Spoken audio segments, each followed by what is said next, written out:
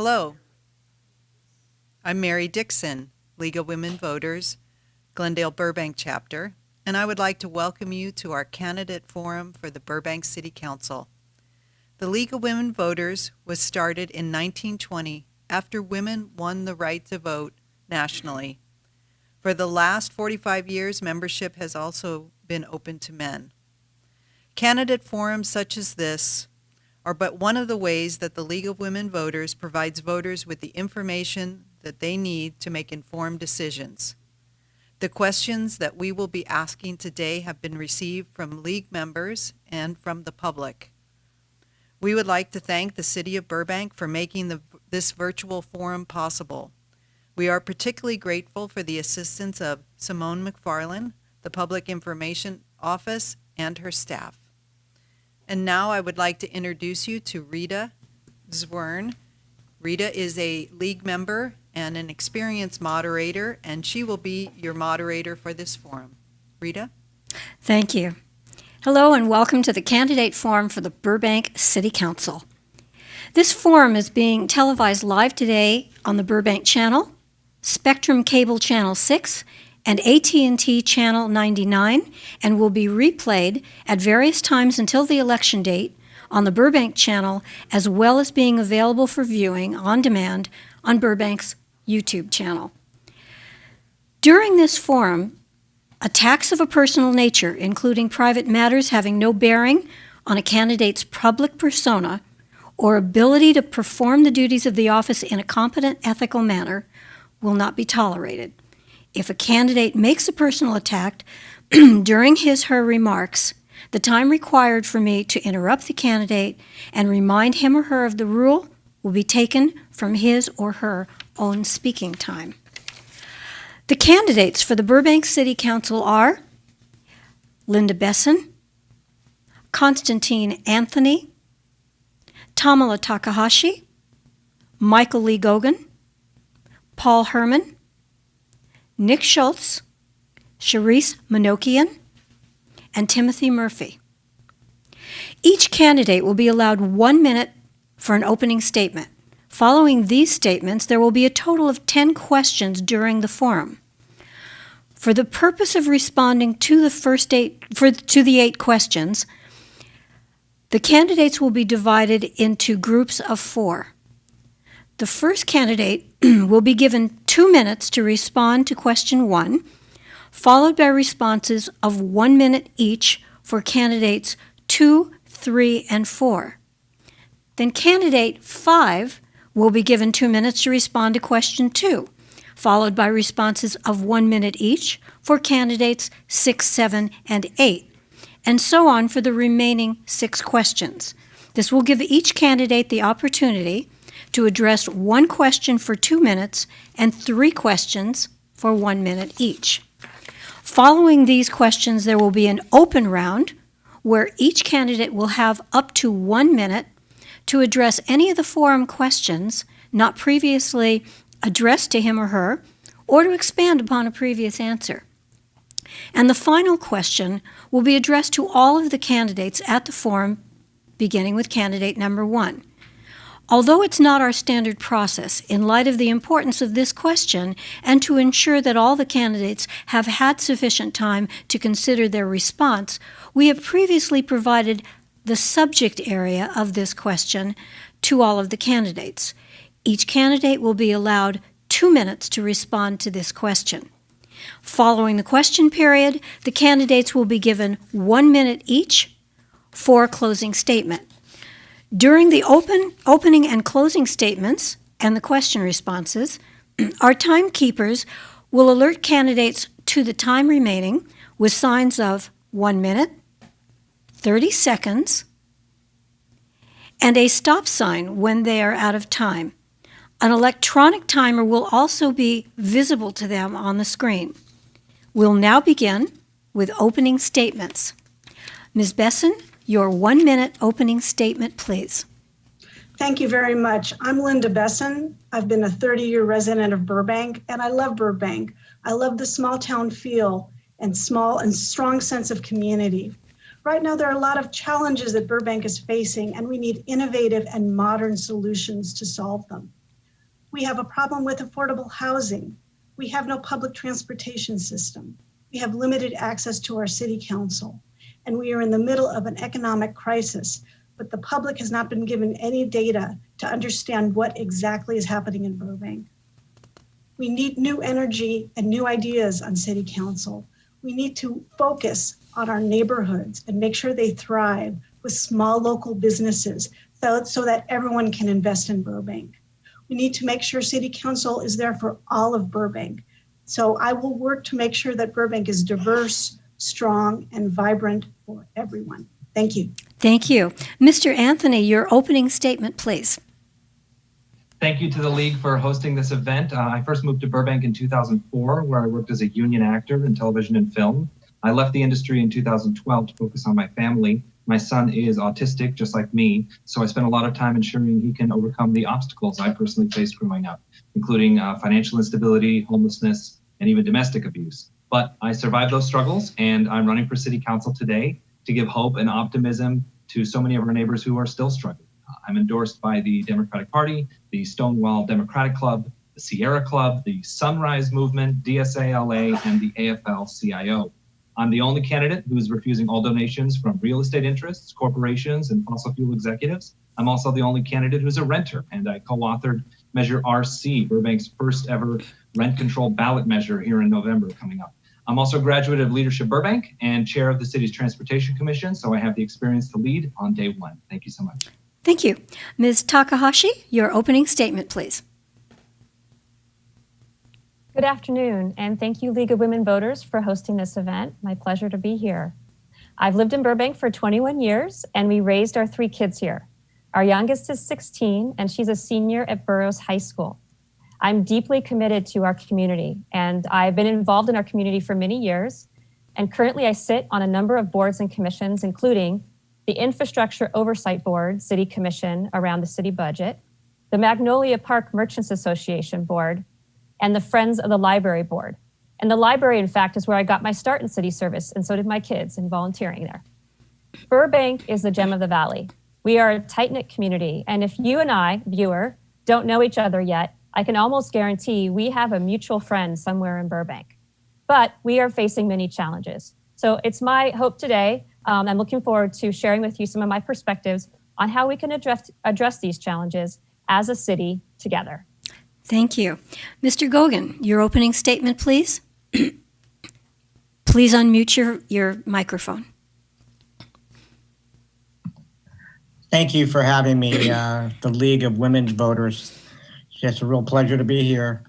As you know, I'm an actor. I've been in the industry for over 35 years, and I'm a screenplay writer and also an entrepreneur. I have personally spoken to over 1,000 people that live here in Burbank about their concerns, and these are some of the issues that have come up. And they've all come up 100% each time: protection, preservation, and promoting. And the number one issue was protection. I am not in favor of defunding the police department. I want to make that perfectly clear, nor am I in favor of defunding the fire department. When it comes to preservation, people like their R1 and R1H zoning in their housing. And when it comes to the third item that Burbank depends on, they want a filming commission. They want something that represents the community. Thank you, And that's Mr. what- Gogan. Mr. Herman, your opening statement, please. Thank you to the League of Women Voters for hosting this event. My name is Paul Herman, and I'm a 13-year resident of the city of Burbank. My wife, Amy, and I have 2 kids. Our daughter, Agnes, who is a middle schooler at Jordan Middle School. My son, Dean, who is a 4th grader at McKinley. I also own a small business here in Burbank and volunteer my time on the following boards: Boys and Girls Club, Burbank Water and Power, Burbank Chamber of Commerce, Woodbury University School of Business, and the Burbank Noon Rotary Foundation. I'm running for Burbank City Council for the following reasons: to help manage our city through this economic crisis caused by COVID-19, both with respect to our city finances and our local economy; to build better bridges between our city, our schools, and our business community; to create affordable housing opportunities through smart, measured growth, while simultaneously protecting our single-family neighborhoods and advocating for local control of our housing policies. Finally, to ensure community safety continues to be a priority as a quality of life issue here in Burbank. Thank you. And that- Mr. Schultz, your opening statement, please. Thank you to the League for hosting tonight's event. My name is Nick Schultz and I'm running for Burbank City Council. For those of you who don't know, I grew up in a small town in Oregon about the same size as Burbank, where I was raised by my single mom with some help from my maternal grandparents. Times weren't always easy for our family. I grew up in the midst of two separate economic recessions, the 1990s and the early 2000s. But we were close and we had each other and we worked hard. And I was the first person in my family to go to college and then to law school beyond my wildest dreams. And I remember reflecting on my path when I graduated and deciding that I wanted to devote my life to helping people and to public service. And I have had the good fortune of being able to do that. I currently serve as a Deputy Attorney General for the state of California, where I represent each and every one of you, prosecuting human trafficking and public corruption. And I've reflected again on that journey over the last 6 months as life has changed and so many families are hurting and they need someone who understands their anxieties, who's going to fight for them at City Hall. That's why I'm running. Thank you. Ms. Minokian, your opening statement, please. Hello, everyone. I want to thank the League for hosting this forum as well. My name is Charisse Manukin, and this November I'm running for City Council. Working as a teacher at our city schools has given me a really good look at Burbank's future. And while our future is incredibly bright, this experience also opened my eyes to a lot of the issues that affect both our students and our residents. These issues include a lack of affordable housing, accessibility to public transportation, and a lack of school funding. I thought the best way that I could affect change would be by running for local office and implementing necessary policies to address these issues. I also hope that in this campaign, I inspire the already empowered youth in Burbank. I'm young. I know that sometimes the youth don't vote, they don't get involved in their communities, but I want to change that. I want to not only be the voice for them, but I want them to become leaders in our community as well. Thank you. Mr. Murphy, your opening statement, please. You're on mute.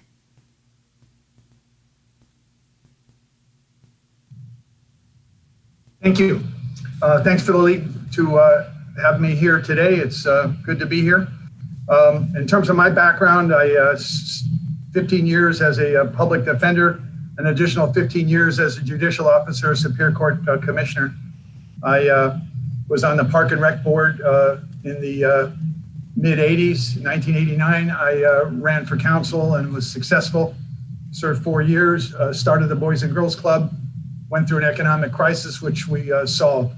2018, I was appointed to fill a spot for the remainder of the term, which was supposed to be 1 year, but it's turned out to be closer to 3.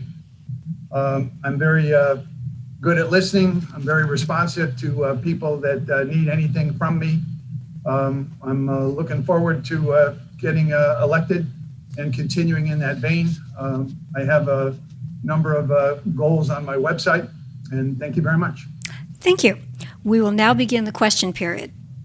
The first question is directed first to Ms. Besson. Episodes of racial bias and police misconduct over many years have led to community division, mistrust, and costly lawsuits in other cities.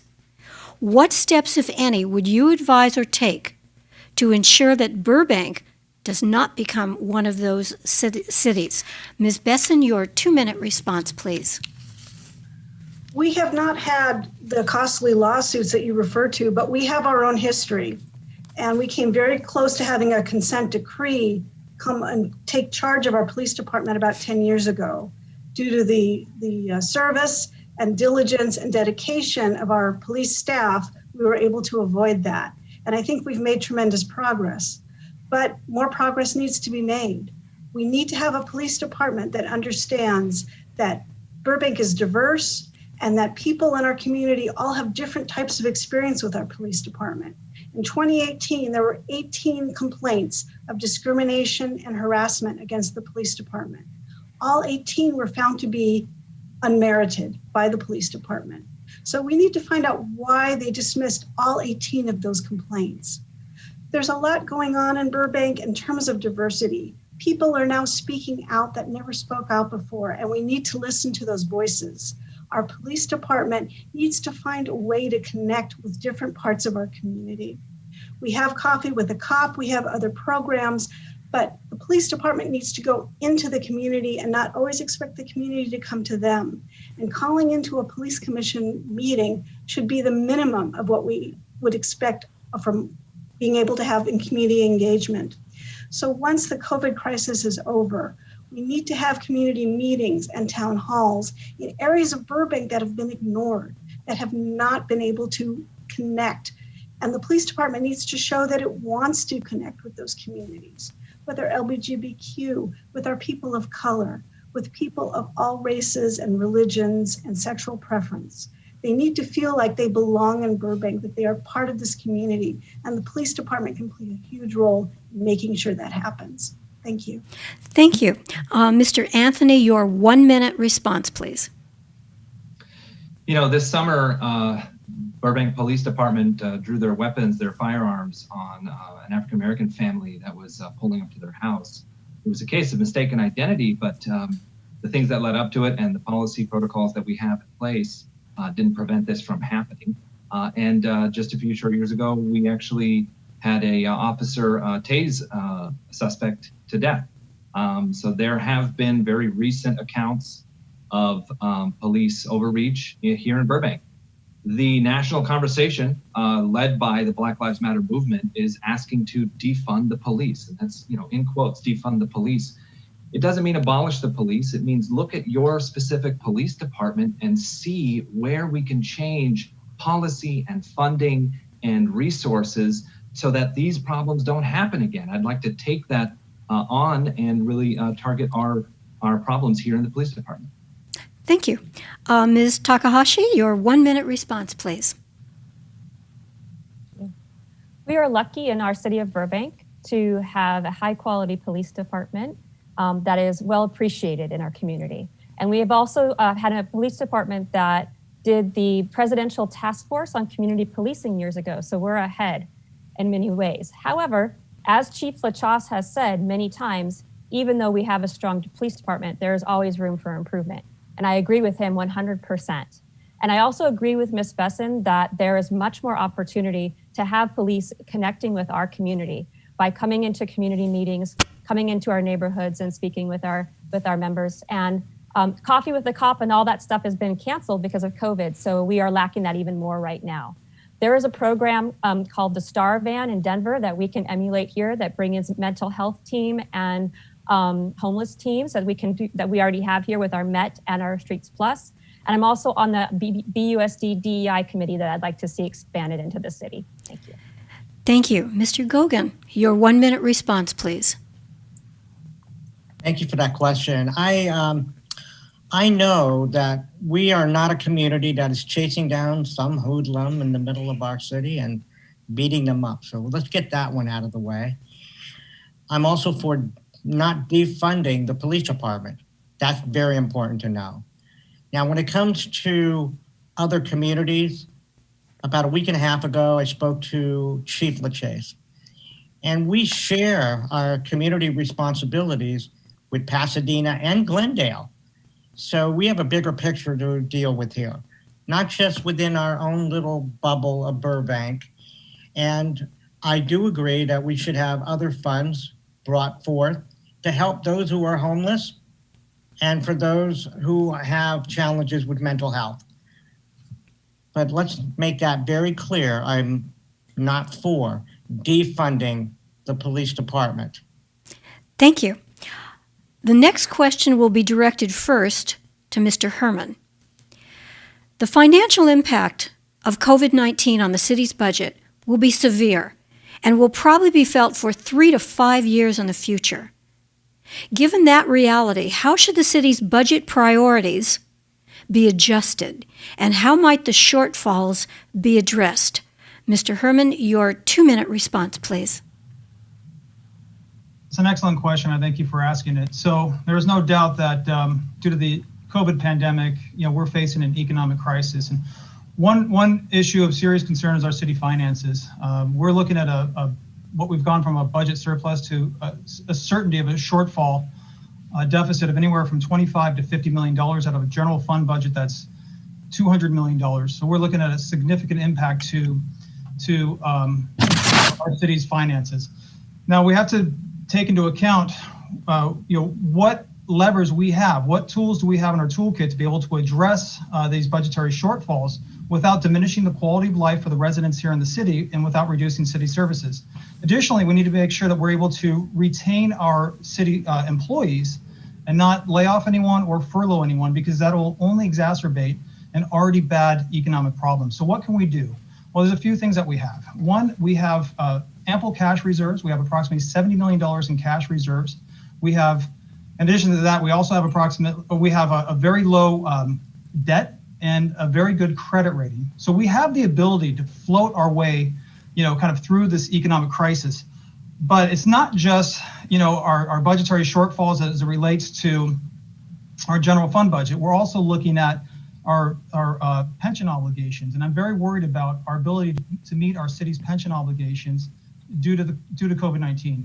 These are investments, and these investments are going to be impacted by what's happening in the economy, by what's happening in the markets. These markets are being buoyed by the Treasury and injecting trillions of dollars in cash. If these investments crumble, we're going to have to figure out a way of being able to fund those and meet our pension obligations for our civil employees. Short term, what we have to do is ensure that we continue to put money into those investment trusts, and long term, we have to grow our economic base. That's the priority. Thank you. Mr. Schultz, your 1-minute response, please. Well, thank you very much. I think that's a very important and timely question. And, economic recovery is the centerpiece of my campaign and why I'm running. I think that's got to be the top priority. How we help maintain small businesses here in Burbank. And I have a plan for that. If you go to nickforburbank.com, you can read about my proposal to put together a Burbank Economic Recovery Task Force, which would look at how we reduce the barriers, the burden, and the cost of starting or maintaining a small business in the city of Burbank, and would also look at how we attract good paying jobs and retain good paying jobs in our city. The other thing I would add is that as we reassess our budget priorities, there's no question that it's going to be trying times over the next 3 to 5 years at minimum. We need to ensure that we are preserving and protecting our first responders and emergency personnel from harmful budget cuts, to ensure that they have the equipment they need to do their jobs safely and go home and return to their families.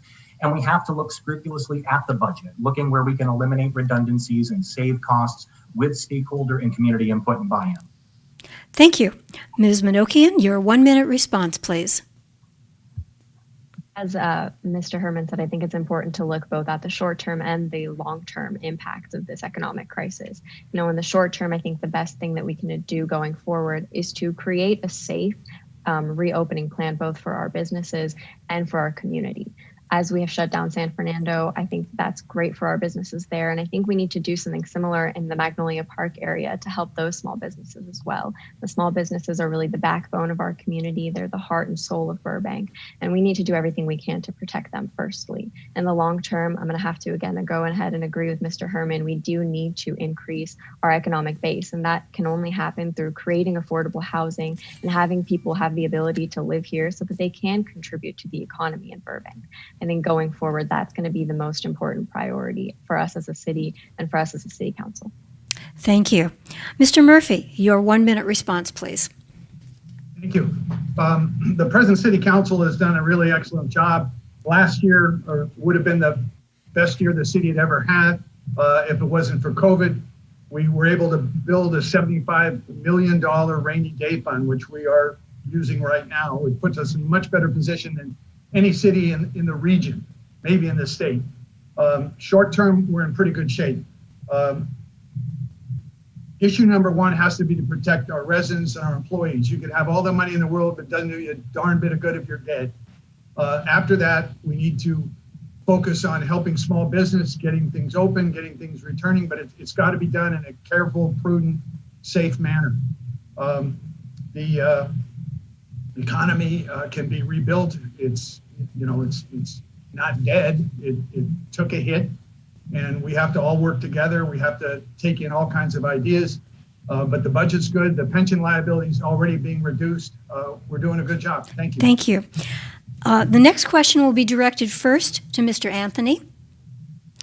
It is estimated that 1 in 6 small businesses will permanently close because of the COVID-19 restrictions. What actions would you recommend at the city level to help small local businesses survive? Mr. Anthony, your 2-minute response, please.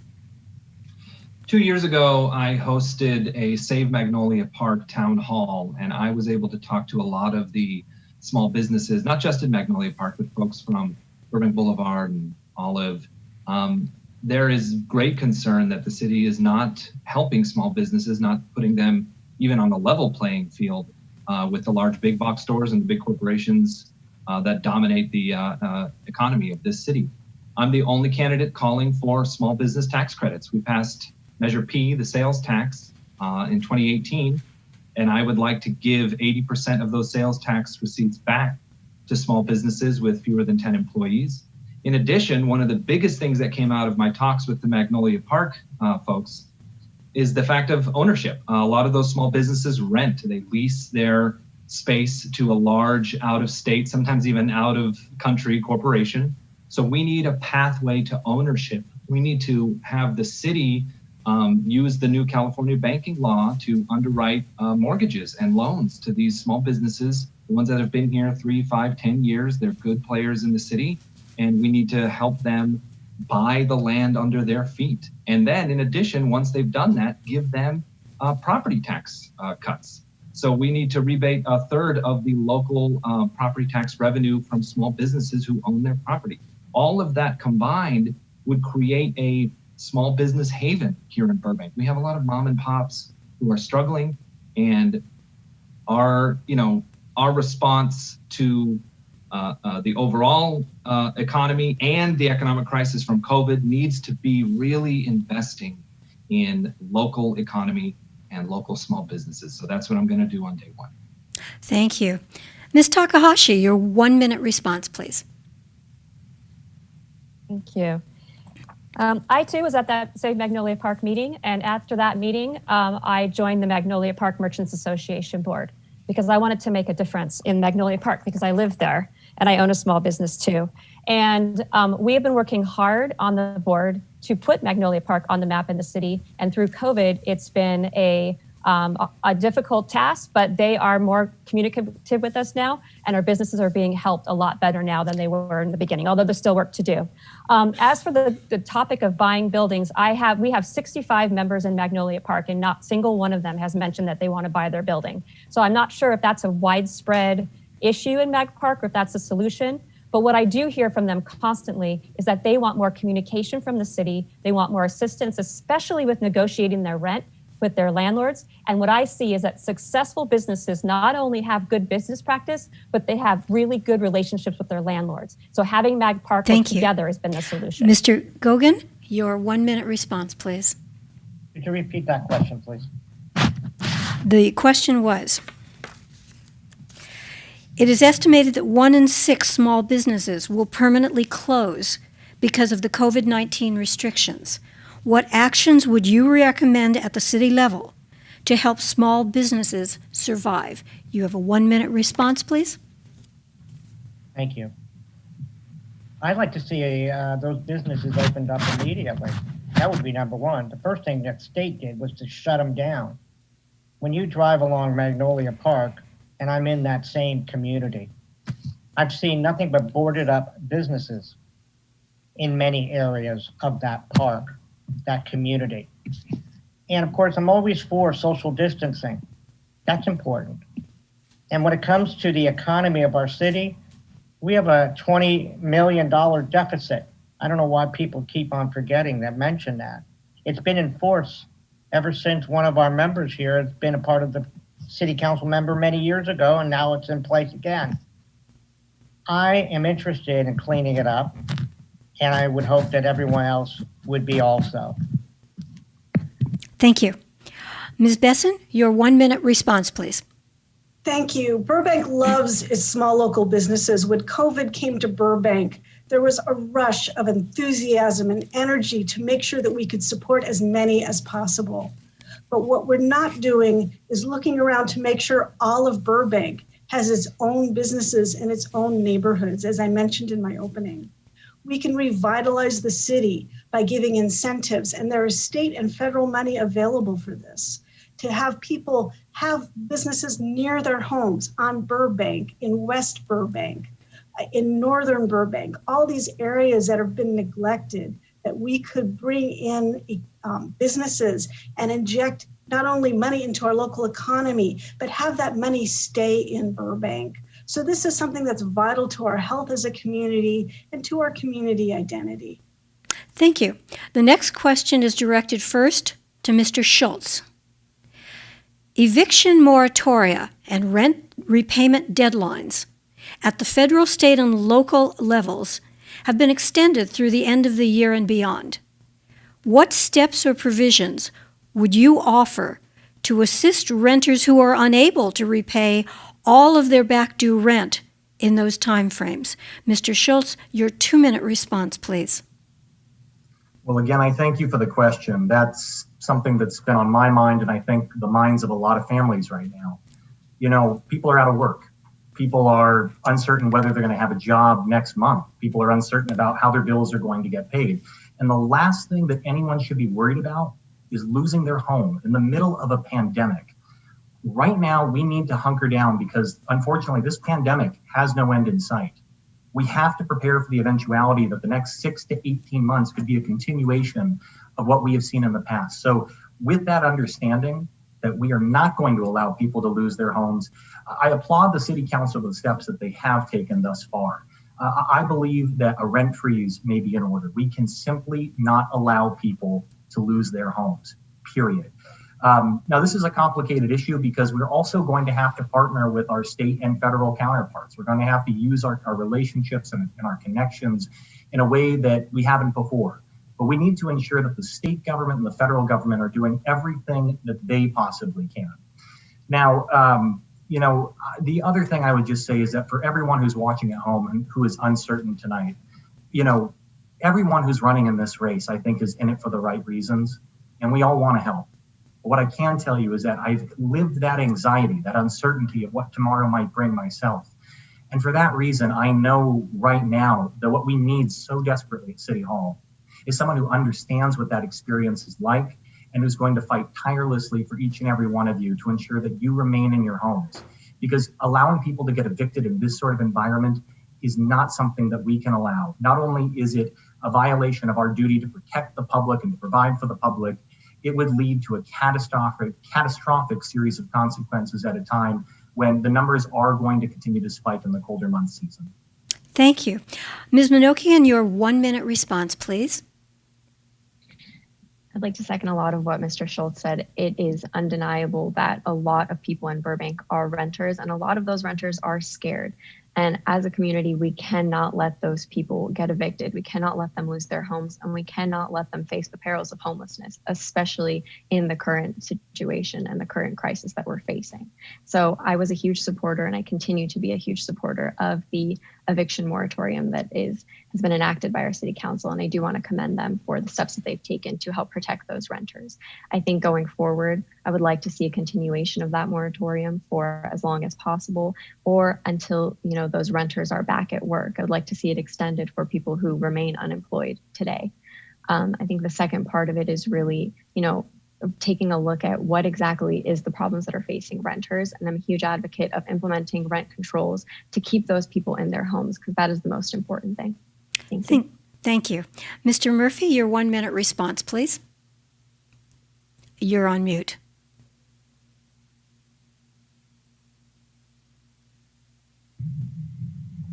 It's interesting that everybody was concerned about the budget just a few minutes ago, said to heck with the budget, and seems to think it's the city's responsibility to save everybody. We are doing everything we can. The local ordinance sunsetted it's September 30th. We just dealt with that last night. Fortunately, the governor stepped in and extended the moratorium, I think, to the end of December. The feds have talked about taking action, but the federal government is broken. If we're going to solve this problem, we're going to need money infused from the feds, the state, and the county.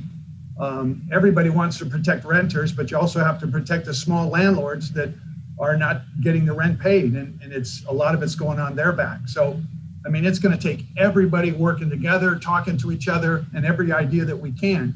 But the city of Burbank does not have the budget to freeze rents and just look the other way. It can't happen. Thank you, Remember the Mr. budget, guys. Thank you.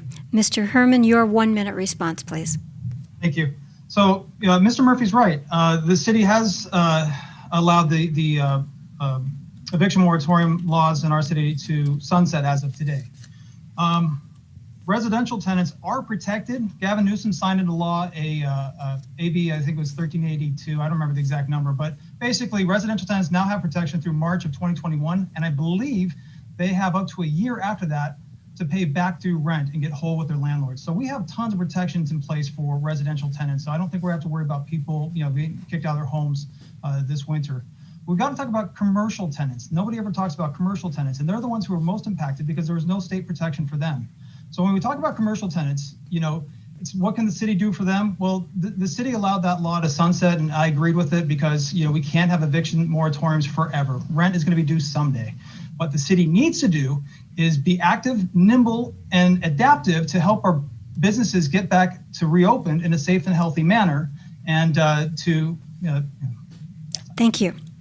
The next question will be directed first to Ms. Takahashi.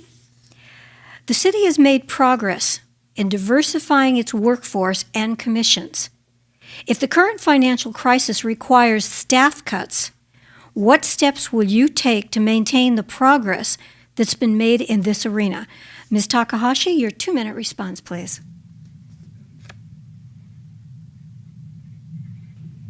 Thank you for the question. Diversity is, I've lived here 21 years, and over the course of this time, I've seen the city become more and more diverse. And diversity is important in our government representation to make sure that our entire community has input as to their experience of what our community policies and ordinances and whatnot.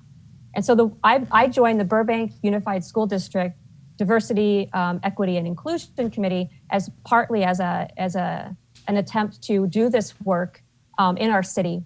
And I learned a lot about equity and racism and the importance of having at the table diverse voices. And diverse doesn't just mean race. Diverse means it means your socioeconomic background. It includes disabled. It includes LGBT. It includes women. It includes younger and older. Diverse is diverse, right? So it's important to have all of these views come together. And I think that, like you said, we have been doing a good job of diversifying our staff and commissions and things, but I do think we can take it a step further. And a huge step for that is to make sure that the leaders who are in the community now leading help up people who are in diverse experiences. So not just to bring up our close friends who are in our close circles, but to be out in the community and continue to bring up others. So I personally have already identified several people who I've been working with, who I'm encouraging after work with the DEI to then join some commissions. I've also been working with some individuals to potentially run for council in the future, because I really do think we need diversity in our community in general. So I think it's up to the leaders who already are here. It's not up to the diverse people to step up on their own. We all need to help each other and the people who are already in leadership to make sure that we help bring up and diversify our Thank group. you. Mr. Gogan, your 1 minute response, please. I have always felt that diversification was important to our community. And everywhere I go, when I speak to the different groups in our community, I'm always encouraging them to participate. And everyone knows that my door will always be open, but their concerns should also be on the table. And I can't force them.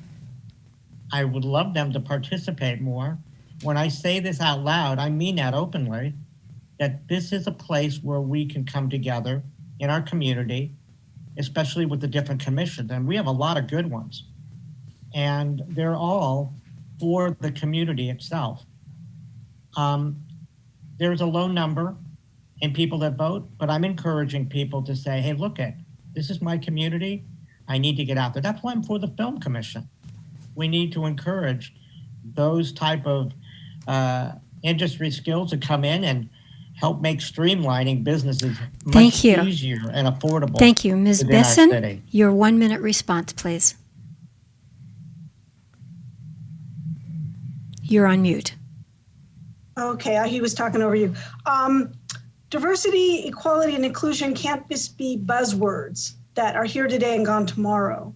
We have to find a way to incorporate them into the process. And it's not just individuals finding people to mentor. It has to be part of the system. It has to be part of how we select people for boards and commissions, meaning it can't just be, as one council member said, well, we just take the people who apply. We have to have programs that reach out deep into the community and let people know what this means and how they can participate and what they can do for the community. There are many people who want to get involved, but they don't know how and they don't know why. And it really needs to be up to the city as an entity and the city council specifically to make sure that this is a process that the city does and it's not just individuals taking it upon their own shoulders. Thank you. Thank you. Mr. Anthony, your 1 minute response, please. I'm so proud to be endorsed by AFSCME DC 36, which covers the Burbank employees. We know that all of our employees contribute to the diversity of our city, and I would encourage everyone to vote yes on Prop 16, which would allow our city government to do more outreach to women and people of color and LGBTQ individuals who are looking for employment. We need a broad coalition and a diverse coalition of people looking at our policies, looking at our agreements with other contractors.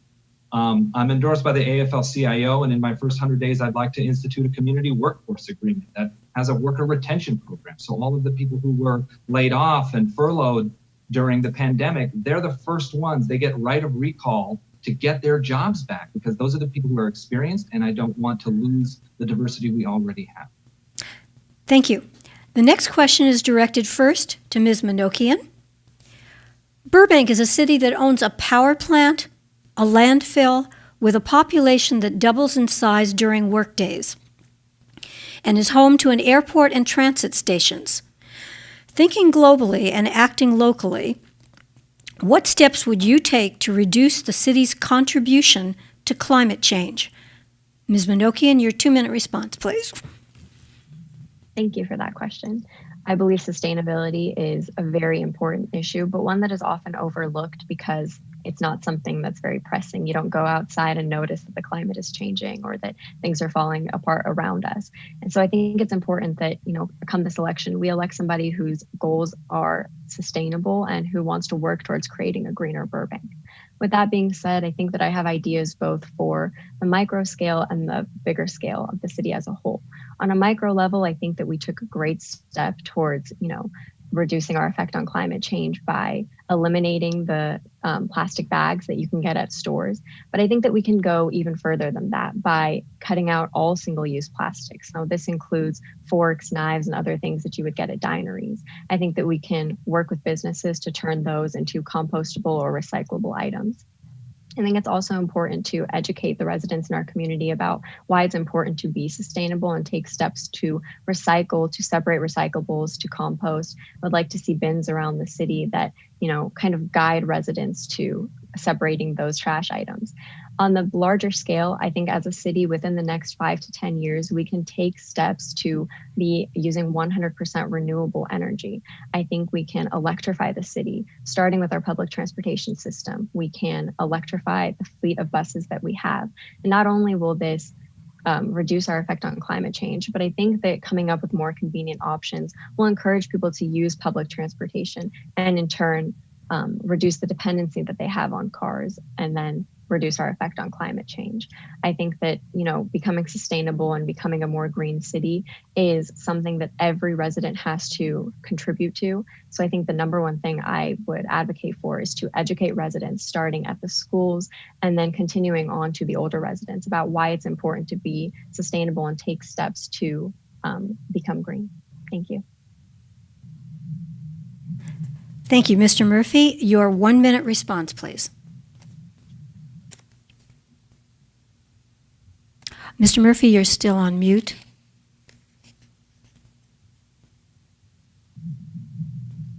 A lot of what Ms. Minokian talked about is already done or being done. As far as the single-use plastic, that was included in the banning the styrofoam ordinance, which has been in effect for about a year. I know Ms. Takahashi made a pretty good point last night at the council meeting that it may have been relaxed a little bit during COVID, and that we need to get back on top of it. And I agree with that. About it last night. The main thing is to get off of gas, anything that produces greenhouse gases.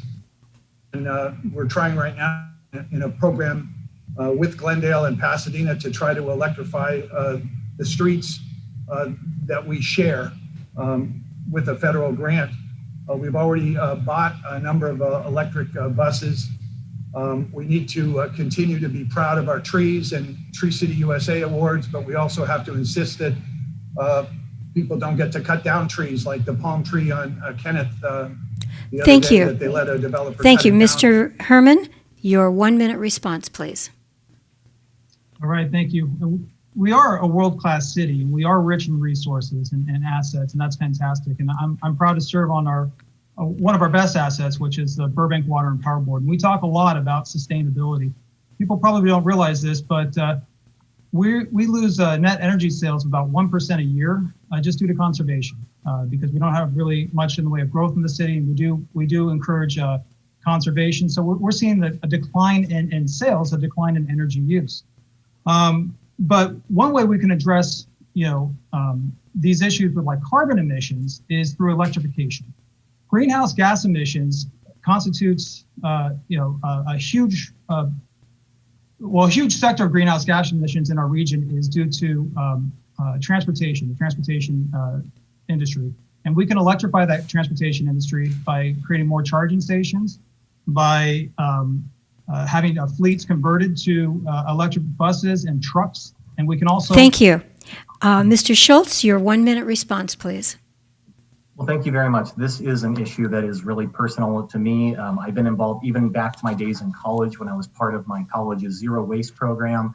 And we actually secured funding to replace our gas vehicles with biodiesel trucks. So this is something that I've cared long about. We're talking about the quality of the air that we breathe and the water that we drink right here in Burbank. So here's what I think we can do. One, we can put Burbank Water and Power on track to a 100% renewable energy portfolio by the end of the decade. That's number one. Number two, we can update our greenhouse gas reduction plan so that we are now in accordance with state targets. Three, we can follow the Sustainable Burbank Commission's recommendation and finally hire a sustainability coordinator for the city. We also can't stress enough the importance of continuing to invest in mass transit options. I'd love to see Metro Rail connect Burbank with the rest of the valley. The other thing I would just mention is that I'm so honored to be endorsed by the League of Conservation Voters, the Sierra Club, and the chair of the Natural Resources Committee, Laura Friedman, because they know my passion for this. They know my vision. You can go to my website and read more about it. Thank you. The next question is directed first to Mr. Gogan. You are running for election to the City Council of Burbank, and if elected, you will serve for the next 4 years. What do you think is the biggest change that will impact the city in the post-COVID future, and why are you uniquely qualified to deal with it? Mr. Gogan, your 2-minute response, please. I believe that once the COVID challenges are resolved, that we will eventually have a surplus of capital. I would think that within 3 years, this city should be able to take care of that $20 million deficit. I know it's a little bit higher than that. I don't know the exact number. Why am I qualified? I'm qualified because I've been a part of this community on many different levels. When it comes to structure and government, being a board member to the Screen Actors and helping to negotiate certain levels of business have been key there. And I'm proud of it. We were able to do a lot with the disability community. I was the first national chair of performers with disabilities to help get that group up and running as a viable force in the workplace. I'm for all the things that we've talked about in many different ways today. Like just for example, just now we talked about the challenges we have with pollution. Nobody says the word pollution though. I'm for all the things about trash and I grew up in a college town that we were all concerned about green energy in the future as well. But I want to also say, we could consider having the hydrogen fuel cell. That would be great if the city residents could take on a vehicle like that. But there's more to it than that. We live in a bubble. We are surrounded by freeways, and we can't prevent them from driving through to get from this town to the next town. So I believe we have a lot to share, but we have a lot of responsibility in sharing our ideas with the communities around us. Thank you, Mr. Gogan. Exchange. Ms. Besson, your 1-minute response, please. Thank you. Once we get past the economic crisis and the health crisis, we need to modernize Burbank. And what that means is we need to use data and technology to bring transparency and efficiency. There are those that say the data is not available or it costs too much. Those are people that haven't done their homework, because cities like Little Rock, Arkansas, Jackson, Mississippi, and Boulder, Colorado already have what I'm talking about. There are nonprofits like We Work Cities that work with cities to bring this technology into place. How am I qualified? Because I've done my homework. I've done the research. I care about finding solutions. So when people say this can't be done, I will hunker down and find a way to get things done. We're not always reinventing the wheels ourselves. Things have been done in other cities, and we need to spend the time and the effort to find out about them and bring them to Burbank.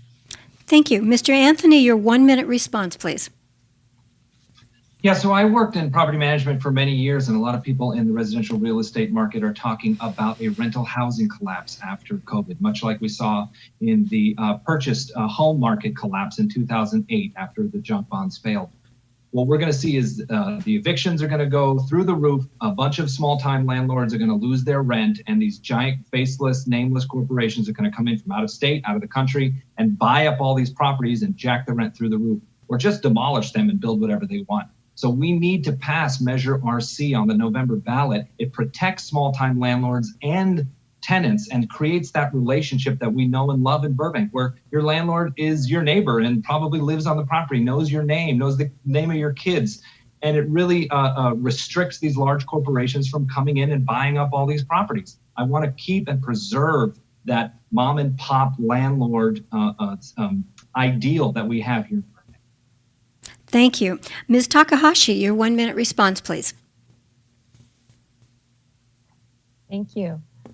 I think that the biggest truth here is that we have absolutely no idea what our future holds. I mean, anyone who can predict the future at this point is speculating. And so what we need are leaders who are flexible and adaptable and able to deal with whatever comes forward in the future.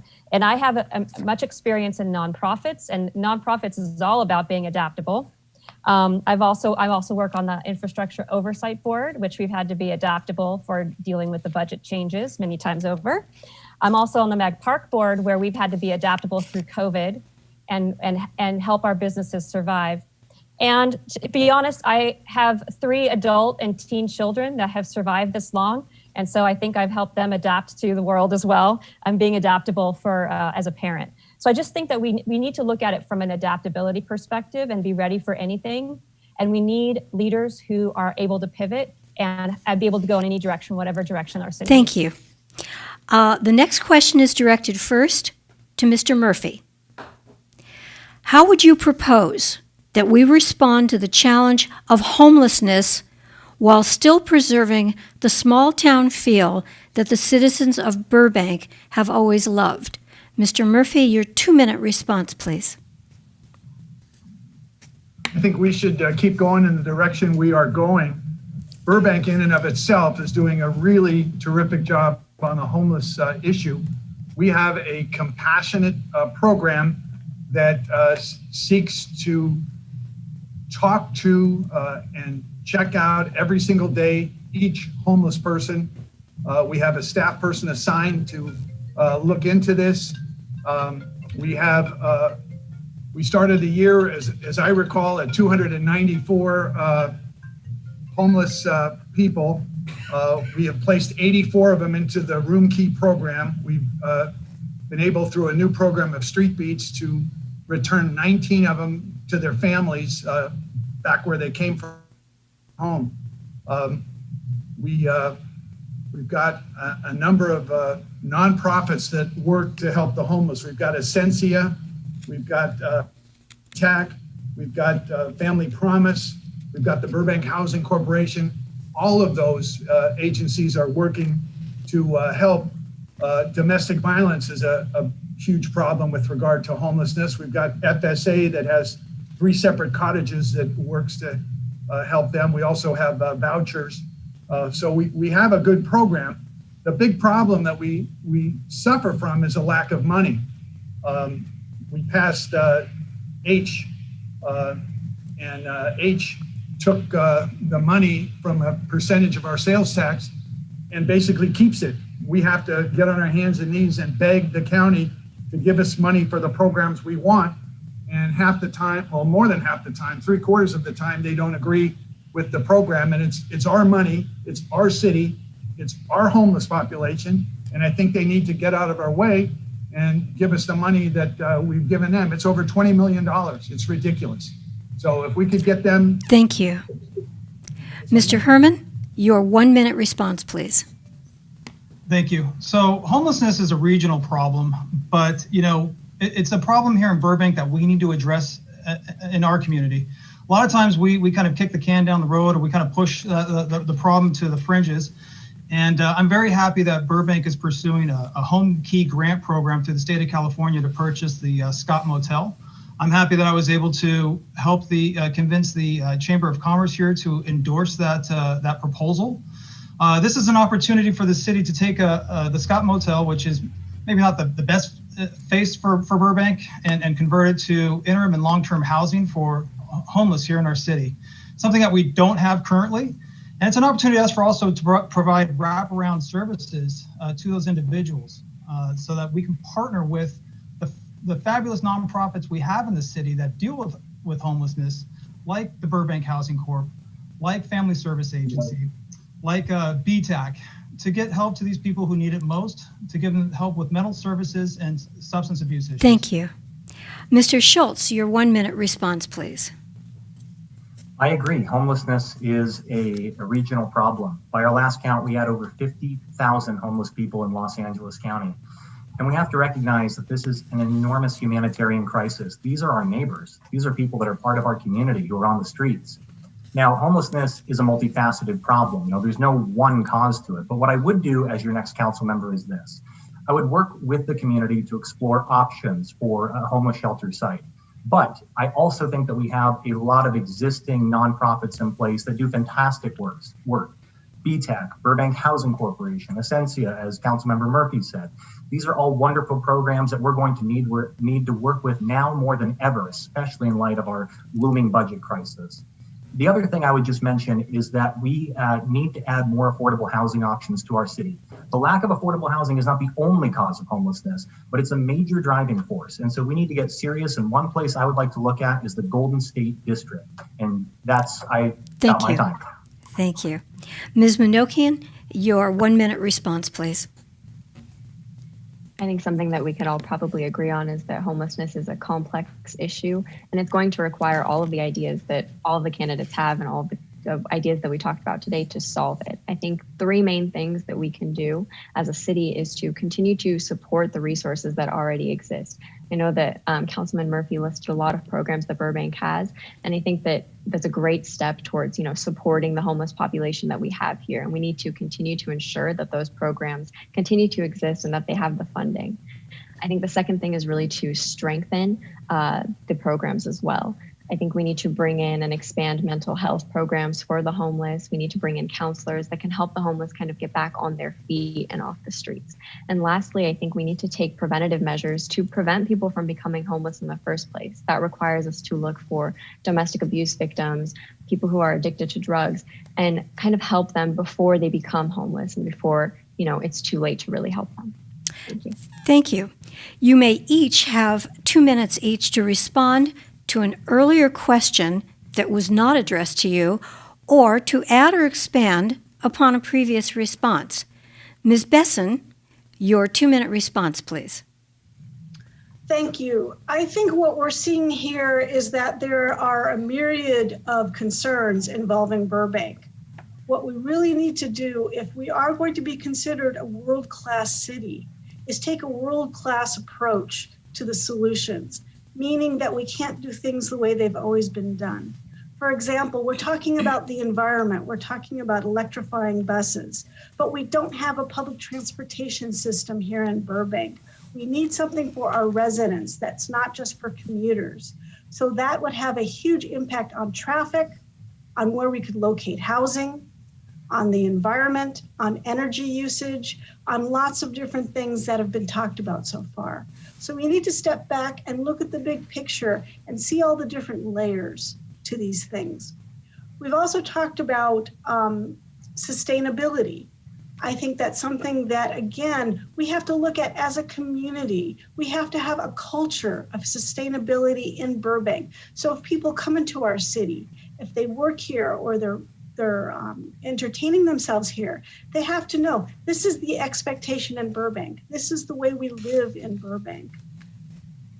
I think also we need to look at the culture in Burbank in regard to diversity. We talked a bit about diversity.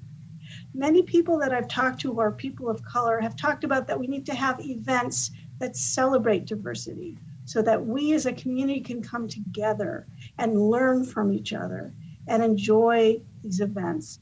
So that's something that needs to be talked about as well. And if we have more diversity on our boards and commissions, that would help. That would help with these types of events and incorporating them into our city's culture. So I'm going to stop there. Thanks so much. Thank you. Mr. Anthony, your 2-minute response, please. Mr. Anthony, you're still on mute. Yes, sorry about that. So first off, for the rents and the mortgages that people aren't able to pay under COVID, the city needs to band with the other cities in the region and with the state and push back on these mortgage lenders and get a mortgage forbearance on the people who can't afford to pay their mortgages. That's for homeowners, that's for small businesses, for landlords. Once that's in place, we can work to quote unquote cancel the rent, as people are calling it. We need to defer rent payments to the end of the lease. And it's really going to stop this huge economic cliff that we're reaching with housing, with businesses, all of that. So that's a huge component of what I want to push for as council member. Secondly, environment. I'm endorsed by the Sierra Club, Food and Water Action, the Sunrise Movement. Those are the kids pushing for the Green New Deal. R.L. Miller, the chair of the California Democratic Party Environmental Caucus. And I was just recently endorsed by Dan Brotman, that's the council member in Glendale, who just won a seat on his environmental policy and shut down the Grayson Power Plant from refiring with coal. So, I've got a robust environmental policy plan. Please check out my website, ConstantineAnthony.com, and you can see the whole thing there. As chair of the Transportation Commission, I really want to create a more walkable, bikeable Burbank that would cut down on our fossil fuel tailpipe emissions. We need to be able to just walk through streets that have trees and appreciate our city. For homelessness, I used to be homeless. I know what works and I know what doesn't. I have the most robust homeless plan. You can also check out that on my website. And we really just need to tackle it as a humanitarian issue and get people housed. That's the point. The $8 million that we dump into Measure H every year, we can use that for big projects, really big projects. And lastly, a pathway to ownership that I mentioned for small businesses isn't just about businesses, it's also about home ownership. So we need people to be able to afford their own homes. Thank you. Ms. Takahashi, your 2-minute response, please. Okay, thank you. I wanted to speak again on the Diversity and Equity and Inclusion Committee that I'm working with the Burbank School District. I love this committee, and I think that something like this would be an excellent addition to our city as a whole, whether it be a coalition or a task force, which would cover a lot of wonderful issues and how we could address that question earlier. We talked about how to create more diversity in our staff and our commissions. I also wanted to mention that I'm a huge proponent for the arts. And one of the things that I would like to see is our motto change from live, work, play to live, work, play, create. because in our city, we have so many creatives, and it's a backbone of our industry, as our creative industry. Also, I wanted to reiterate the environmental question that we didn't get in our group of answers, is that environment is everything. Without the environment, nothing else matters, because we won't be here. We have to be protective of our environment. And I'm from a generation where I have to admit that our generation did cause some of these problems. So it's up to us, and my generation, which Gen X, to do the work, preliminary work, so that our kids can then continue the work. So it's for us now, and for our children, and for their children. So it's up to us. I also wanted to say on that note that the city has a number of environmental incentives for residents and businesses that a lot of people don't know about. I would love to see that more education about what's available in the city and how residents and commercial businesses can participate to help our environment. Also, I wanted to mention a pet project of mine, which is there's a program in Burbank called VIA that very few people know about too, where it's a ride share that you can call right now for free to go to any of the metro stations or to Essential for shopping or your work or to a doctor. And that program called VIA, I've been advocating to make that a permanent addition to our city. So I hope that can infill some of our transportation issues. That's it. That's as much time as I have. Thank you. Mr. Gogan, your 2-minute response, please. Thank you. I wanted to bring up again that it's most important that we keep in force the police department. So I'm not for defunding the police department, and neither are the over 1,000 people that I spoke to about it. It's important that we keep them in force because they are also doing something when it comes to helping with the homelessness and the mental challenges that some of the homeless do have. And it is a concern to me. The second issue would be affordability in housing. I know it's like saying supply and demand. And the more we build, then we have more supply, and then rent should come down. But I don't know if that's going to ever work in our community the way it just sounds. Because we have a demand in our community for people within the entertainment business. And that's why I'm for the Filming Commission. The Filming Commission will be important to help streamline all of those permits that need to be dealt with as a one-stop plan to help people get to where they're going to when they need a particular street to work on. The public will also have knowledge of what's going on prior to a film company being there. Business and jobs, they need to be reopened, and they need to allow people to work their businesses, and of course with the social distancing. I'm all for that, whether they wear a mask. If they're in a dining area, of course, they're not going to wear a mask, right? So we have to really be concerned for each other on that level. If there is more, and it deals with the way our finances are working, and it's getting better. Thank you, Mr. Gogan. But we need to put jobs Mr. in Herman, place. your 2-minute response, please. I want to address the question regarding what Burbank will look like post-COVID. Actually, this helps me answer a question I think I kind of flubbed when I was talking about sustainability. So I want to go back to that. Post-COVID, I'd like to see our city be able to meet its sustainability challenges and standards and to meet or exceed, what our current goals are. And I think that's totally possible to do. One thing I talked about was electrification of our transportation sector. Like I said, transportation is responsible for over 50% of the GHGs, greenhouse gases in Southern California. And by electrifying our transportation system, we can make great strides towards reducing carbon emissions. But another, goal that I think is admirable is to get to 100% renewable. But we won't be able to get to 100% renewable unless we address energy storage. Energy storage is so critical. And our utility is so innovative and so wonderful that I think that they can meet this challenge, but it's going to be daunting. It's going to be daunting. There's lots of things that we have to do, but we have opportunities to do things like a solar project at the airport. We're looking at compressed air energy storage systems. We're looking at thermal energy storage systems, batteries, whether they be lead acid or lithium ion. So that's an opportunity where I could see us being, truly, greenhouse, free in a decade or two. On the other side of the coin, though, we have to address our housing crisis here in the city, and that's something that I think we can do as well post-COVID. I'm hoping, this COVID crisis will help us to really evaluate what we want here in Burbank, and take a look at our specific plans that we're currently updating for the Golden State area and for the Burbank City Center in downtown Burbank, and basically work towards creating plans that are best for Burbank, that build better neighborhoods through smart measured growth, that have the things that we're looking for in our city, and that we can have those projects be approved in a streamlined entitlement process that allow our city to truly grow and be a world-class city for the future. Thank you. Mr. Schultz, your 2-minute response, please. Well, thank you. There were a pair of questions that were asked to the other panel about diversity, equity, inclusion, and so I'd like to address that. Our community is in the midst of a very difficult conversation. Now, I believe that as a Deputy Attorney General who handles cases of human trafficking and public corruption and combats those every single day, I believe that I have a unique perspective to offer in that conversation.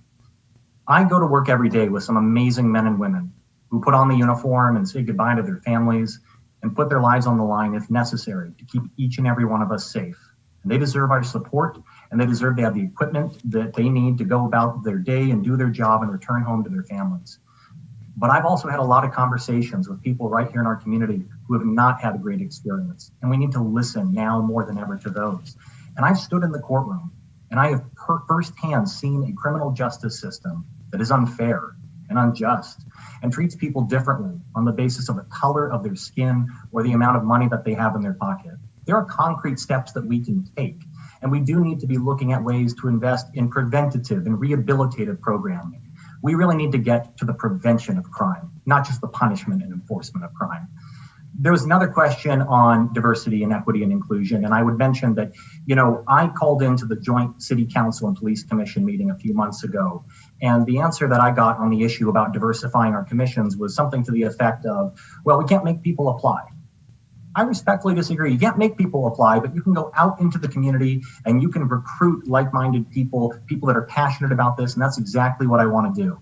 I'm running because I want to create a commission on the status of women, which Burbank does not have, and yet all of our neighbors do. And I think that speaks volumes about what we prioritize as important or not important. I want to see a record number of women and people of color on our city staff, boards, commissions, and city council and school board and treasurer and elected office.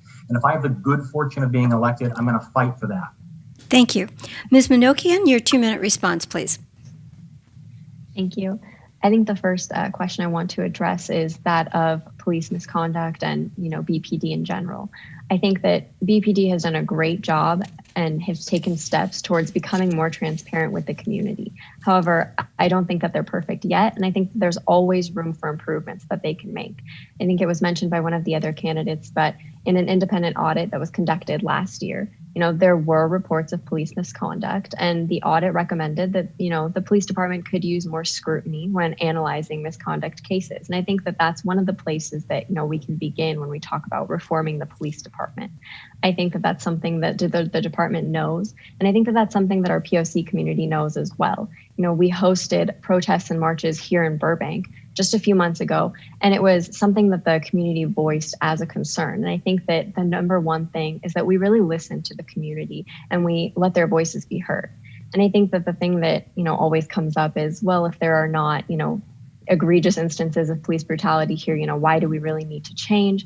And I think that the answer to that question is, Burbank is in the middle of LA County. It has the opportunity to set an example and a precedent for police departments, not only here, but police departments around the nation. If we work to reallocate resources for de-escalation training and mental health training, I think that we can create a police department that is for the people, that listens to the people, and makes people feel safe.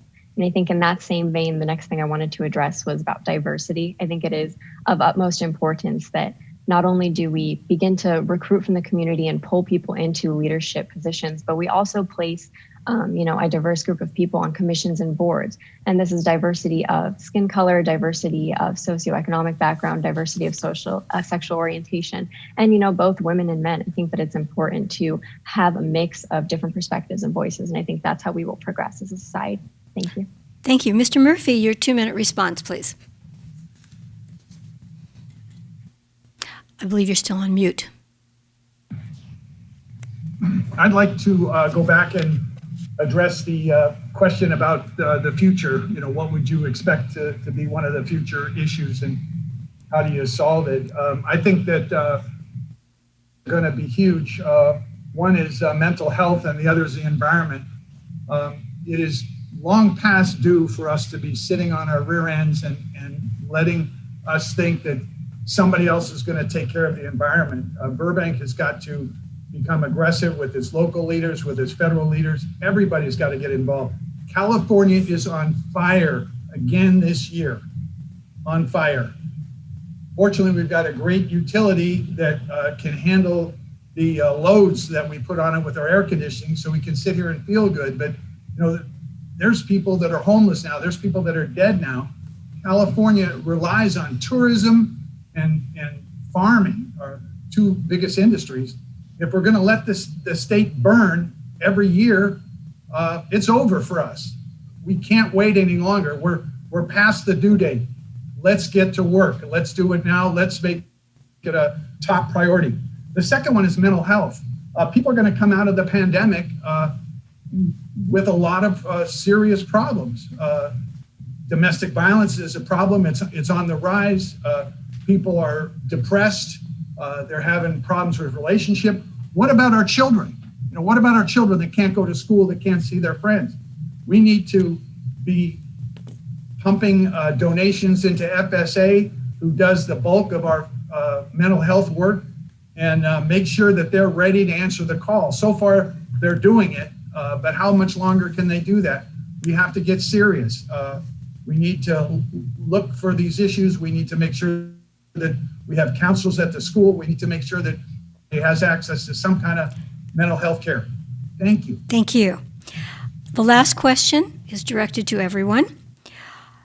If Proposition 15, the Schools and Communities First initiative, is approved by the voters on November 3rd, and several $1 billion in additional annual funding is allocated to communities across California, how would you prioritize the use of this additional revenue now and in the longer term?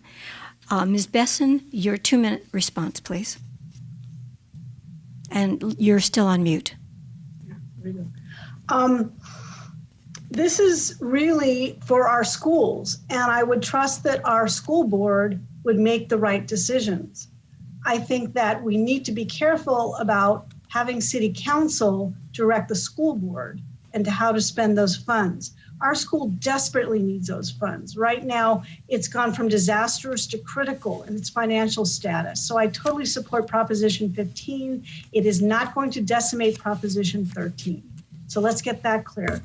But honestly, I am going to defer to the school board. I don't think it would be my place as part of city council to tell the school board how to spend that money. They know where the problems are, they know where the needs are, they know what has been cut. So I would trust their expertise on this issue. Thank you. Thank you. Mr. Anthony, your 2-minute response, please. It is about schools. It is about communities as well. I'm currently endorsed by the Burbank Teachers Association because they know I will support our independent school district in the funding mechanisms that they need if they have to rely on city council changing some policies or working with them on some funding. I'm absolutely up to that task, and that's why I have that endorsement. But there's also going to be some money coming into the general fund. First and foremost, that needs to go to rental assistance. If this thing passes, we need to keep people housed and we need to keep people in their homes. Second, it needs to go to small business tax credits. I want to refund up to 33% of our local sales tax if Prop 15 passes. That's a lot of money back into the pockets of small businesses that can pay for, you know, a month's worth of rent or a month's worth of payroll. I mean, we're talking $2,000, $3,000, $4,000 at the end of a year, which is a drop in the bucket to our $700 million annual budget in Burbank at the city level. But to that small business, that's a huge number, and that keeps them afloat. And so I'm excited to see Prop 15. I hope it passes. It really shores up the need to get older properties back to where we need to be. For example, this statistic has been floating around. The Disney Studios pays $5 a square foot in property tax because they were built decades and decades and decades ago. But Burbank Studios, which was just resold a couple years ago, they pay $180 a square foot on property tax. So we need to bring those old corporations back up to market rates. So I'd like to see Disney start to pay their fair share. And, it's really going to help us rebuild back this recovery and invest in our small businesses and keep people housed. I'm very excited for it. Thank you. Ms. Takahashi, your 2-minute response, please. Thank you. So if Prop 15 passes, it's estimated that the city will receive $15 million a year on average. The schools will receive around $9 million, and the city would receive about $15 million. And some of that would go to just the overhead of running the program and more staff that's needed to process the reassessments and whatnot. But that extra money, what we really need, being on the infrastructure board, is we have a huge backlog of infrastructure projects that were going to be funded before COVID and now are not going to be funded. So definitely that part of that would help with the recovery in the next couple of years to fund those infrastructure projects, especially the capital improvement projects. As time moves forward, we could reallocate that to other projects as we catch up. Also, I think recovery from COVID, just in general, I think Mr. Anthony alluded to that earlier. I think particularly around residents and property owners to help them. I mean, commercial also as well, and renters for commercial properties, finding ways to reallocate some of those funds.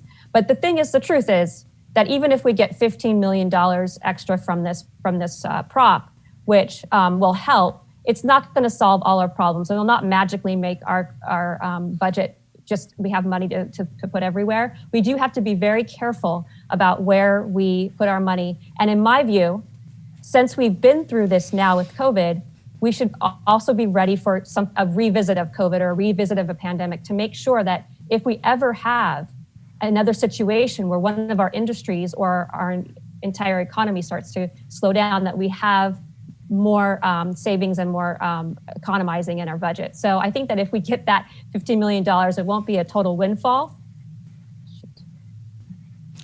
Are you still there? I'm Yes. sorry, I froze for a Yes, second. go ahead. It won't be a total windfall, but it will help with some of our backlog projects. Great. Thank you. Mr. Gogan, your 2-minute response, please. First of all, I am not for just switching out 13 for 15 in the way the taxation reads. I am for education. However, those funds could have been allocated correctly from the very start, especially when the education system was teaching the correct item. Parents are not, they're not out of the loop either. I mean, they're pretty smart when it comes to voting for bonds. We tried to pass a bond a couple of years ago, and it just did not work because the school system was teaching something totally than what the educational process was all about. I would imagine that the school board and Board of Education and the parents involved should sit down and discuss how funds should be allocated. Maybe a new bond can be written in the future as well. I'm a little uptight about this one subject, and I want people to know that because I'm all for education. But it's like you change the narrative from taxation of people's homes, of which this one bill or this one item, 15, could actually create more of a challenge financially to families as well as businesses. We are in a time when we should not be worried about taxation dollars when you took away all the income to begin with. I would hope that we would reconsider that. That is most important to me and most of my constituents that I've spoken to. Thank you. Mr. Herman, your 2-minute response, please. Thank you. So I just want to make sure we're clear that this proposed initiative is a tax that will, if passed, provide funding to both cities, municipalities throughout the state, and to schools. And if I sat on council, I can't imagine what I would do with that money, because I can't imagine this thing passing, because it's such an enormous tax on the residents here in Burbank. We're talking a tax of $100 million, and we're thinking, well, it's just going to impact those rich landlords in the city who will, have to eat the tax. Well, yeah, yes and no, right? So I work in commercial real estate. I know how it works. Most tenants have what are known as triple net leases, which allows the owner to pass through the taxes onto their tenants. So the taxes get passed to the tenants, and what do the tenants do, right? Their costs increase. So what are they going to do? Well, because their expenses increase, they're going to pass along those costs to all of us. So this is a $100 million tax. And for what? We're going to get $15 million to the city and $9 million to the school district? Maybe. There's no guarantee of that. I know with the school district, they keep throwing around this $9 million number. But the initiative doesn't say Burbank gets $9 million. The initiative says Burbank gets guaranteed $100 per seat per pupil. And we have about 15,000 kids in our district, which means we're guaranteed $1.5 million. I don't trust Sacramento at all. If you look at our local control funding formula for our schools, you wouldn't trust them either. You wouldn't trust them if you saw how they funded our city. I don't want to give Sacramento $100 million of our tax money so that Burbank gets $25 million back. It's a raw deal. It's not good for Burbank. Please look into this. It's very important. It will increase the cost of living for all of us. The other thing I want to mention is it does open the door to destroying Prop 13. It's a Pandora's box. If you have a home and you have Prop 13 protection and low tax base, know that they're coming for commercial properties now, multifamily housing next, and your home right after that. Thank you. Thank you. Mr. Schultz, your 2-minute response, please. Thank you. I know that the league has been working very hard on this issue. So if Prop 15 were to pass, I do also agree that we have an independently elected school board and that they are responsible for our school funding. But I also think that there is incredible opportunity for greater collaboration between our two bodies and working together, and not just the elected members of the school board and the city council, but our staffs. I believe that we need to have regular joint meetings between the school board and council and our staffs. And, when I decided to run for one of these two council seats, I sat down with school board member Shar Tobit, who has endorsed me in this race. And we were talking about the school's precarious situation and what could be done. And, there is so much more that the city council can be doing to partner with them, to support them as community leaders. So if the funding does come through, I would, of course, defer to the school board as well in figuring out how to use the money there. But with regards to the money that we'd be coming into the general fund, I think that there's a few things that we need to do. I agree with Ms. Takahashi. There are a number of infrastructure projects that are going to need that money, and we need it for the future growth and development of our city. Now, I think it's also important to note that Burbank firefighters, these are the folks right there on the front lines right now combating the latest rash of wildfires, have 7 vacancies in their department. And they have aging equipment. And these are the people that are rushing out there into the blaze to keep us safe and to combat this problem regionally. I'd like to see some funding go there. I'd like to ensure, again, that our emergency personnel and our first responders have everything that they need to do their job and to go home safely every night.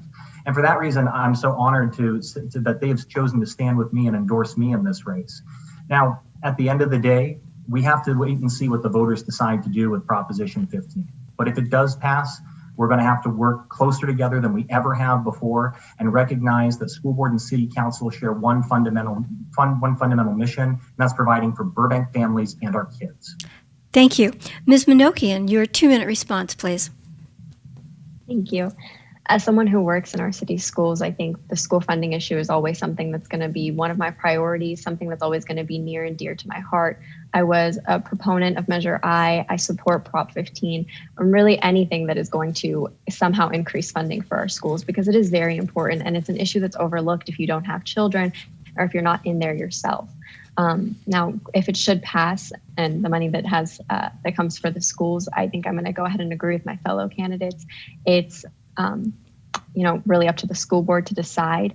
I think that I would like to see a little bit more collaboration with the school board and the city council so that, we can make sure that the money goes to the right places. We can make sure that the money goes to reducing class sizes, increasing teacher pay, and reinstituting programs that have been cut. I think that that's the most important thing to enrich the lives of our students and enrich the lives of the teachers that educate them.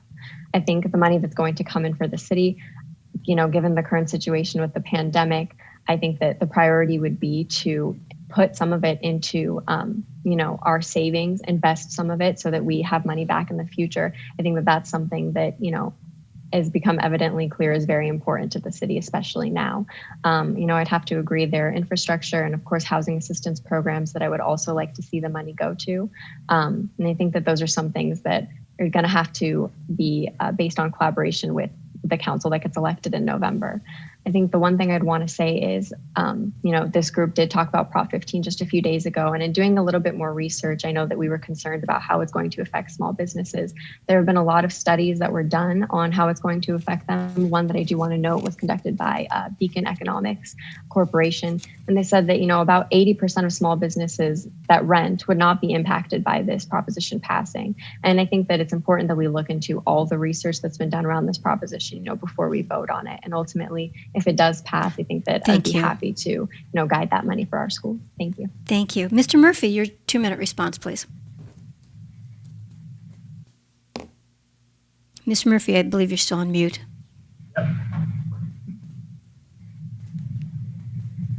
I endorsed Prop 15 about 6 months ago. I knew people that were working on it, and they told me, $10 million for our students and more money for the city. Since I represent Burbank, I thought, all right, we've got to do something for the schools. The state has just destroyed funding for the schools. They've given us, first they lied about the lottery, and they've given us the parcel tax, which is a really unpopular way to raise money, and that's it. So, but I have been reading more, partly thanks to the league, partly because of people that are talking about elections. And I agree with Mr. Herman that it looks like the money we're going to get is not near 10 million. It's going to be 1.5 based on $100 per student.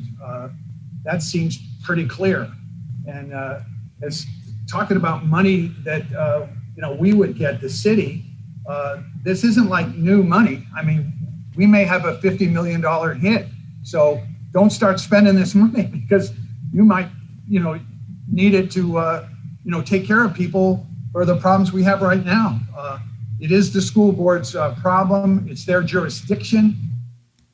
The city council will continue to do whatever it can to help the schools, because these are our kids. These are our parents. Obviously, we care. We already do a ton for the schools in terms of giving them a break on electricity rates, helping with their maintenance, the SROs, and we're going to continue to do that. We're going to do more.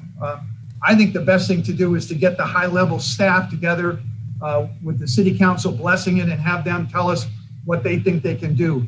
I think that would take the politics out of it. The last school board city council meeting practically erupted in a fist fight. I wasn't there, but I heard that they weren't talking to each other. Thank you. Thank you. The candidates will now have 1 minute each for a closing statement. Ms. Besson, your 1 minute closing statement. Thank you. I'm Linda Besson. I'm the first name on the ballot. My website is bessonforburbank.com. I'm running because I love my city. I've lived here for decades, and I feel like we're at a point where we're at a fork in the road, and we can choose which path we want to go on. There's so much that's going to be needed to be done, but the old ways of doing things isn't going to work. We need to really look at innovation and new ways and modern thinking. So in other words, we have a city staff that is used to doing things a certain way. We need to have someone to come in to suggest new things. We need to have someone to come in and shake things up a bit so that we have more diversity in our city government and have more diversity in our city culture. So I'm kind of a pot stirrer, that's true.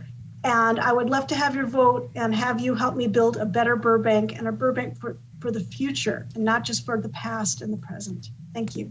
Thank you. Mr. Anthony, your closing statement, please. Yeah, so I first ran for city council immediately after Donald Trump got into the White House. I was so worried about what would happen over the last 4 years, and a lot of those fears came true, and some even worse.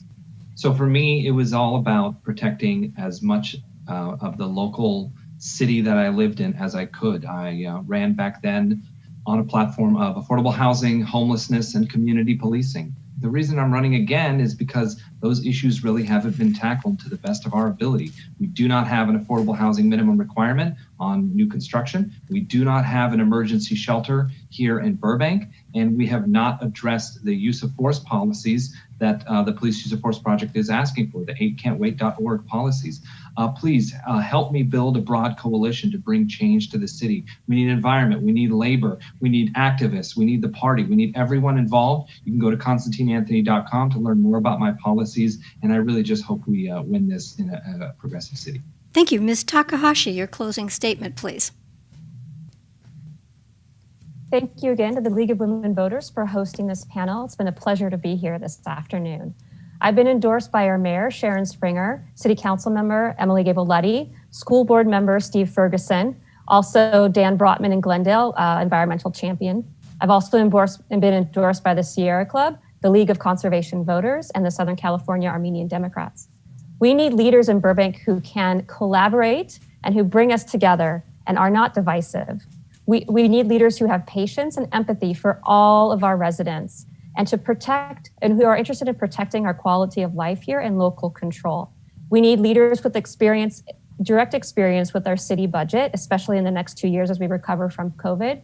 And we also need candidates, leaders who have a deep connection to our city and understand our unique quirks and personality that we have here. Burbank is a small town in a big city, and we need a small town and a big city council. I humbly ask for your vote for Tamala Takahashi for Burbank City Council. Thank you. Mr. Gogan, your closing statement, please. Again, thank you to the Women League of Voters. I appreciate being here. Again, I want to reiterate some of the things I've already mentioned before. For example, protection. We are not interested in defunding the police department, nor are we interested in defunding the fire department for all the safety that they do within our community. Those efforts also spill over into the mental health and into the homeless population that are in our city right now. And they also spill into Glendale and they spill over to Pasadena. Preserving, we're into R1 and R1H zoning in the community. And we are also promoting Burbank in a way that we want a filming commission. And the filming commission is important to bring jobs in the entertainment business here and to stay here. Please vote for Michael Lee Gogan. Thank you. That's GoganforBurbank.com. Thank you. Mr. Herman, your closing statement, please. Once again, I'd like to thank the League for hosting this event. I just wish we had a mute button for last night's presidential debate. And thanks for those of you viewing to take the time to check out our forum here.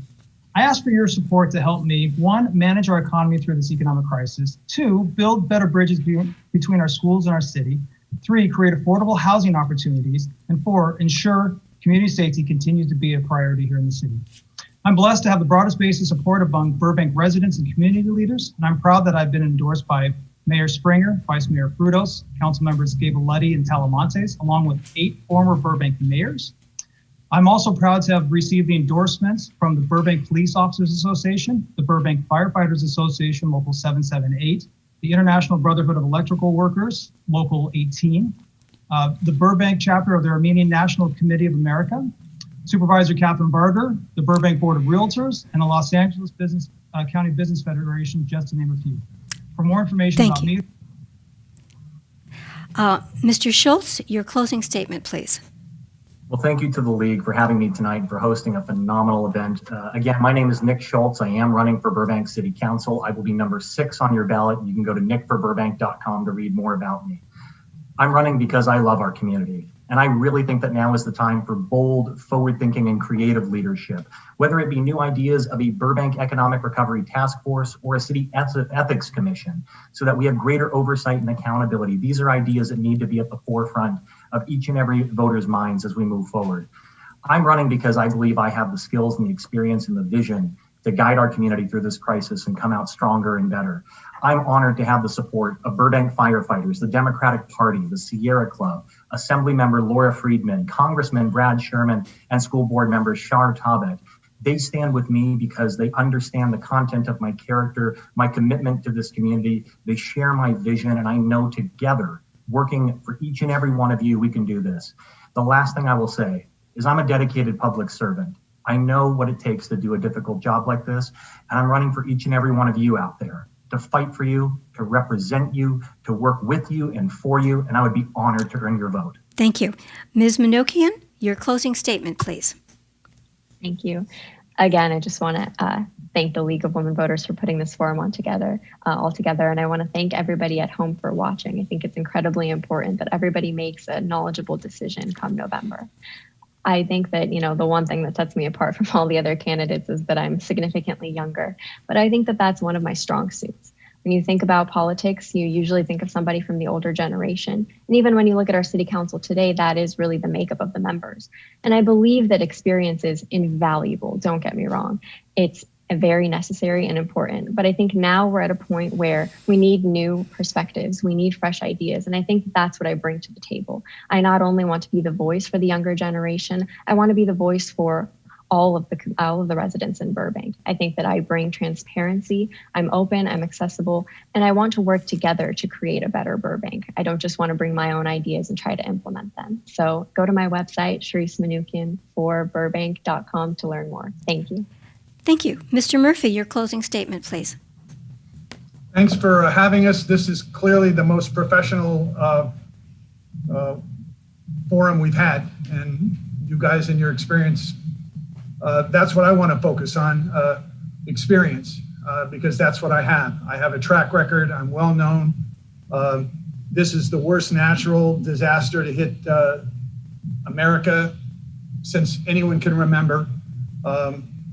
We need to have leaders with experience, leaders with qualifications. You don't want to listen to promises. A lot of people listen to promises by this alleged great businessman who's now succeeded in killing 200,000 people by not responding to the pandemic. I will listen. I continue to listen, and I will respond.